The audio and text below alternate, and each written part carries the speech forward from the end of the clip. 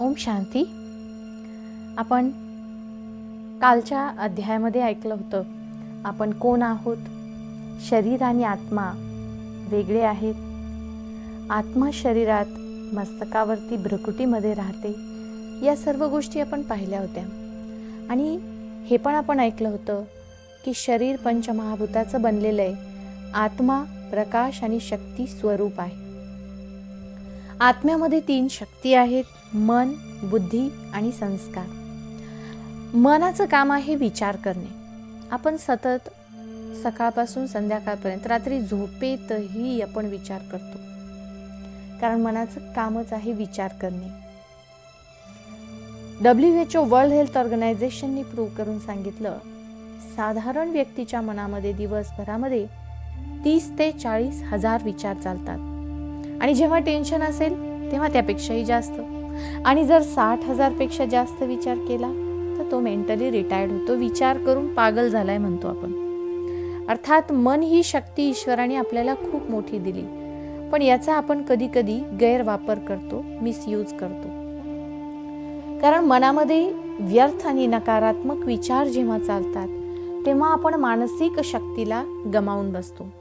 म्हणूनच निगेटिव्ह विचारांना, नकारात्मक किंवा व्यर्थ विचारांना पॉझिटिव्ह विचारांमध्ये आपल्याला परिवर्तन करायचे. मनाचं काम आहे विचार करणे. असंख्य प्रकारचे विचार चालतात, नॉन स्टॉप, सतत चालतात. परंतु त्यावरती निर्णय देण्याचं काम बुद्धी करते. बुद्धी याचा अर्थ मेंदू नाही. बुद्धी अर्थात सत्सद विवेक बुद्धी, आत्म्याची दुसरी शक्ती. सोप्या भाषेमध्ये त्याला आपण आतला आवाज म्हणतो.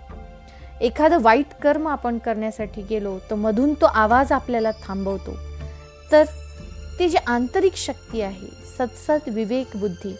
आपल्याला जन्मतः मेंदू मिळाला तरी पण आपण देवाच्या समोर जाऊन हात जोडून काय म्हणतो? देवा मला बुद्धी दे. ती कोणती बुद्धी? मेंदू तर जन्मतः मिळाला. सत्सद विवेक बुद्धी, इंटलेक्ट.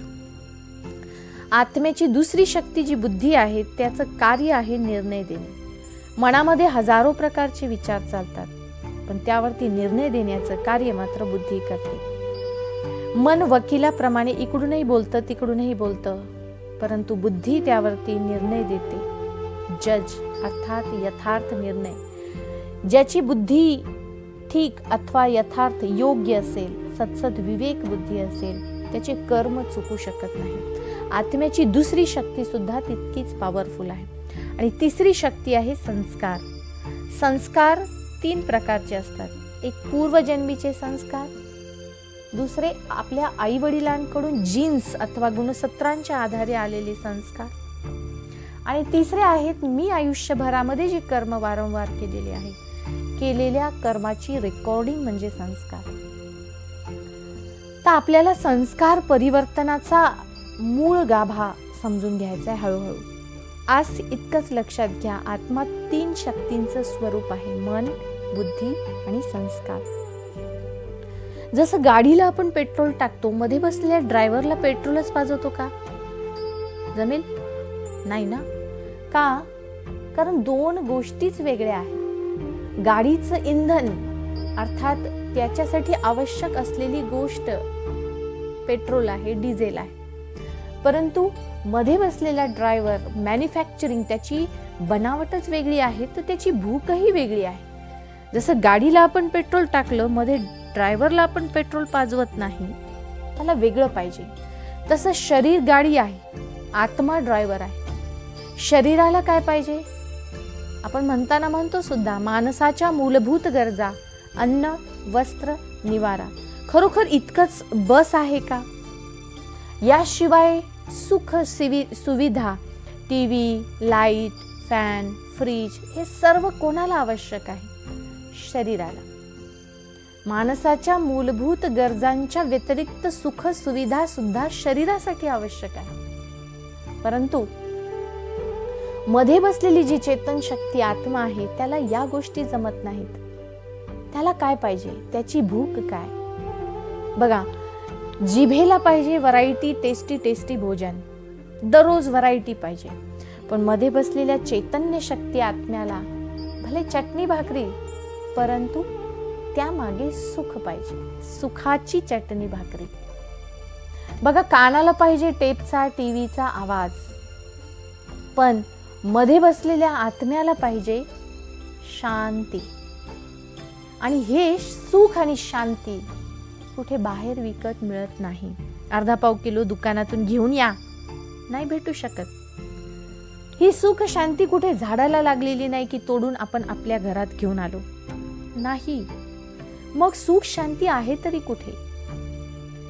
लक्षात घ्या, आत्म्याचा ओरिजिनल स्वधर्म शांत स्वरूप आहे, सुख स्वरूप आहे, आनंद स्वरूप आहे. ओरिजिनल स्वधर्म, आंतरिक खरा धर्म. म्हणूनच ज्ञानेश्वरीमध्ये म्हटलेलं आहे, स्वधर्मूची पाळावा, परधर्म टाळावा. पण कोणता स्वधर्म आणि कोणता परधर्म हे आपल्याला लक्षात नाही आलं. परधर्म आहे क्रोध, लोभ, मोह, अहंकार, देह अभिमान. हे काय आहेत? परधर्म, आत्म्याच्या धर्मापासून दूर. स्वधर्म काय आहेत? सुख, शांती, आनंद, प्रेम, शक्ती, ज्ञान, पवित्रता. आत्म्याचा ओरिजिनल स्वधर्म शांत स्वरूप आहे. जसं उदाहरण घ्या, पाणी आहे. पाण्याला तुम्ही 100 डिग्री सेल्सिअस पर्यंत गरम केलं, बाजूला ठेवून दिलं, थोड्या वेळानंतर काय होईल? पाणी आपोआप थंड होईल. कारण काय? कारण पाण्याचा ओरिजिनल धर्मच शीतलता आहे, पण ते अग्नीच्या संगात आलं म्हणून ते गरम झालं. वास्तविक पाणी गरम नाही. पाण्याचा धर्म शीतलता, थंड आहे, पण अग्नीच्या संगामुळे ते गरम झालं. तसंच आत्म्याचा ओरिजिनल स्वधर्म शांती आहे. शांती, सुख स्वरूप, शांत स्वरूप, आनंद स्वरूप. पण एखादी व्यक्ती, एखादी घटना आपल्याला गरम करून सोडते. पण आपण जर म्हटलं की तुम्ही 10 तास राग करून दाखवा, तर तुम्ही 10 तास राग करून दाखवाल, पण आम्ही म्हणलंय म्हणून. परंतु कंटिन्युअस तुम्ही राग करू शकाल? तुम्ही म्हणाल 10 तास आता मी राग करून दाखवला, आता मला 1 मिनिट शांत बसू द्या. कारण आत्म्याचा ओरिजिनल स्वधर्म शांत स्वरूप आहे. आणि म्हणून आपण हे लक्षात घ्या की आत्मा ओरिजिनल स्वरूपामध्ये जी आहे, त्या स्वरूपाला आपण जर लक्षात ठेवलं तर आपल्याला सुख शांती बाहेर शोधायची गरज नाही, ती अंतरात्म्यामध्येच आहे. मनुष्य आत्मा जेव्हा देह सोडतो तेव्हा काय घेऊन जातो बरं सोबत? माणूस मरतो तेव्हा काय घेऊन जातो सोबत? आपण म्हणताना म्हणतो, पण रिकाम्या हाताने आलो आणि रिकाम्या हाताने जायचंय. खाली हात आए, खाली हात जाना. परंतु ईश्वर सांगतात, न आपण रिकाम्या हाताने आलो, न आपण रिकाम्या हाताने जाणार. मग काय घेऊन आलो? सोप्या भाषेमध्ये आपण केलेल्या कर्माचं रेकॉर्डिंग संस्कारच्या रूपात आपण घेऊन आलोय. तुम्ही खूपदा पाहिलं असेल, एखादं लहान बाळ आहे आणि ते घरामध्ये कुणीही खोटं बोलत नाही, पण तो मात्र घडी घडी खोटं बोलतो, थोड्या थोड्या वेळाने खोटं बोलतो. मग सर्वजण म्हणतात, अरे याला खोटं बोलायला कोणी शिकवलं? एखाद्या घरामध्ये असं पण एखादं लहान बाळ असतं जे दान पुण्य करतं, त्यांच्या घरात कुणीही दानी नसतं, पण हा मात्र कोणालाही काहीही देऊन येतो. तर हे कुठून आले हे संस्कार? सोप्या भाषेमध्ये आपल्या अंतरात्म्यामध्ये आपण केलेल्या कर्माची रेकॉर्डिंग होत असते आणि आपण ती कर्माच्या रेकॉर्डिंगला सोबत घेऊन जातो आणि त्यानुसार आपला पुढचा जन्म होतो. WHO म्हणण्यानुसार फ्रॅक्शन ऑफ सेकंद, 1 सेकंदामध्ये पूर्ण विश्वामध्ये 22 मुलं जन्मतात. आता विचार करा, त्या 22 मुलांचा जन्म, तिथी, तारीख, ग्रहमान या सर्व गोष्टी सारख्या आहेत, पण त्यांचे आई वडील, श्रीमंती गरिबी, शरीर स्वस्थ का निरोगी का बिमार, ह्या सगळ्या गोष्टी सारख्या असतील का? नक्कीच नाही. मग हे कुठून सिद्ध झालं? कशावरून फायनल झालं? आपण आपल्या कर्माची रेकॉर्डिंग सोबत घेऊन येतो आणि आपल्या कर्माची रेकॉर्डिंगच आपल्या सोबत जाते संस्काराच्या रूपात. म्हणून आपण रिकाम्या हाताने आलो नाही आणि रिकाम्या हाताने जाणार नाही. आणि ईश्वराला हवं तरी काय?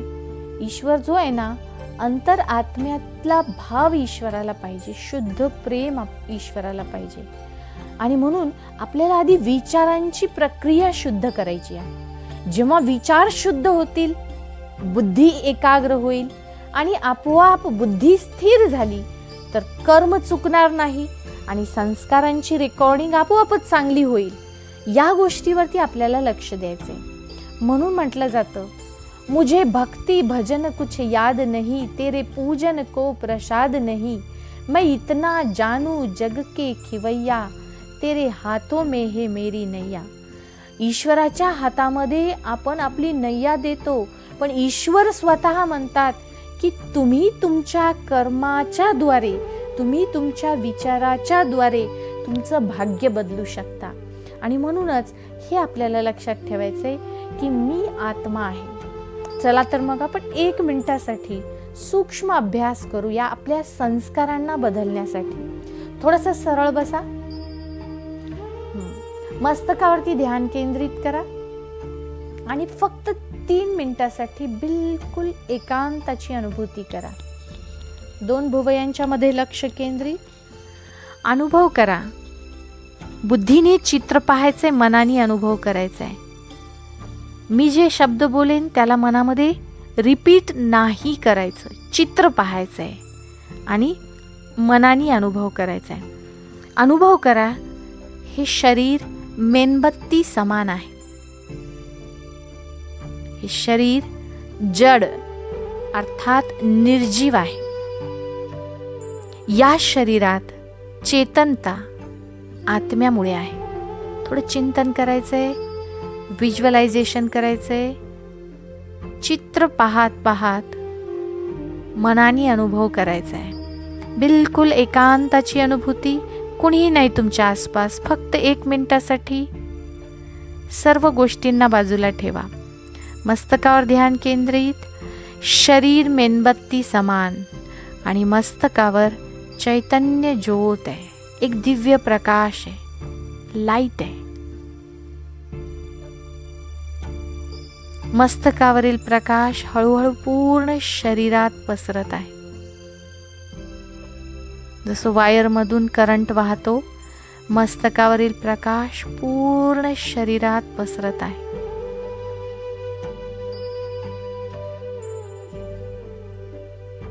तो पांढरा प्रकाश शरीराच्या प्रत्येक टोकापर्यंत पोचलेला आहे. एकदम लाईट, हलका. मध्ये ती चेतन शक्ती, दिव्य प्रकाश विराजमान आहे. म्हणून हे शरीर जिवंत आहे. फील करायचे. या हाडामासाच्या शरीरात प्रकाशाचं शरीर आहे, बिलकुल हलकं, लाईट. स्वतःला विचार द्या, मी शांत स्वरूप आत्मा आहे. चैतन्य ज्योत, दिव्य प्रकाशमय आहे. मी शांत स्वरूप आत्मा आहे. आज दिवसभर याचा आपल्याला अभ्यास करायचा आहे. ठीक आहे. ओम शांती.